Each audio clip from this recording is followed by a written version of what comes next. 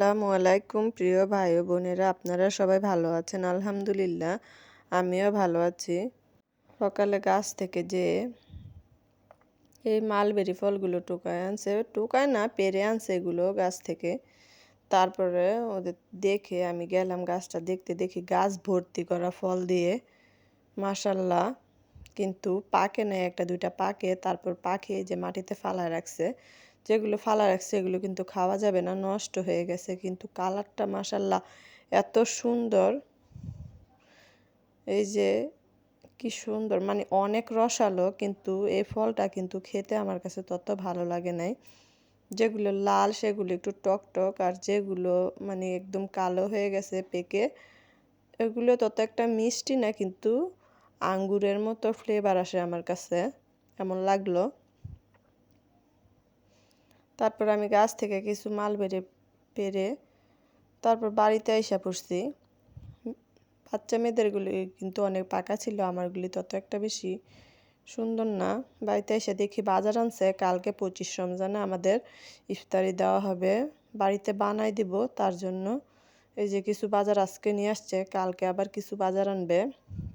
আমার জালেরা রসুন তুলছে, রসুনগুলো কাটবে, রোদের মধ্যে ছড়ায় রাখছিল। মাশাল্লাহ, রসুনগুলো অনেক ভালো হয়েছে। তারপর বইসা আমাদের জালেরা মিল্লা রসুনগুলো কাইটা দিতেছিলাম, কারণ একজনের কাজ তো অনেক বেশি কঠিন হয়ে যায়।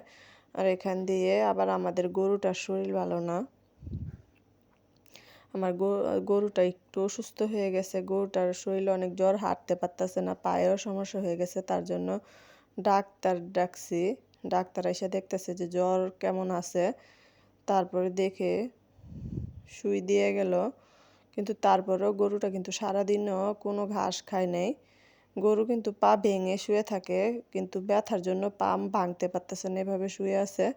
তারপর আমি গেলাম মাঠে, যে আমরা যে পাট শাক লাগাইছি এগুলো কিন্তু বড় হয়ে গেছে, আমাদের বিক্রি করার মতো সময় নেই, অথবা তুলতেও পারবো না, তার জন্য বিক্রি করে দিছি। এই যে ধান লাগানো হয়েছে, ঘরের চাল খাওয়া এত সহজ না। 3-4 দিন আগে আপনারা ভিডিওতে দেখছেন যে ধান খেতে কিন্তু ওষুধ স্প্রে করা হয়েছে, আজকে আবার স্প্রে করা হইতেছে। ফড়িং নাকি ঘাস ফড়িং ধানের বাড়িতে যে খেয়ে ফেলে। আমি পানি দিয়ে এই ডাঁটাগুলো নিয়ে চলে আসছি বাড়িতে। আইসা ডাঁটাগুলো বেছে টেছে নিছি। মাশাল্লাহ, ডাঁটাগুলো কিন্তু অনেক মোটা হয়েছে, ভালোই।